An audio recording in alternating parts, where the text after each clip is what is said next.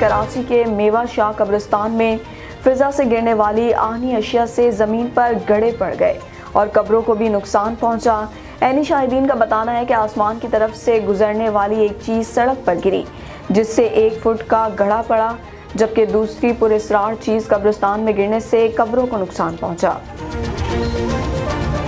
شہر قائد کا آپ کو بتائیں کہ کراچی کے میوہ شاہ قبرستان میں فضا سے گرنے والی آہنی اشیاء سے زمین پر گڑے پڑ گئے اور قبروں کو بھی نقصان پہنچا۔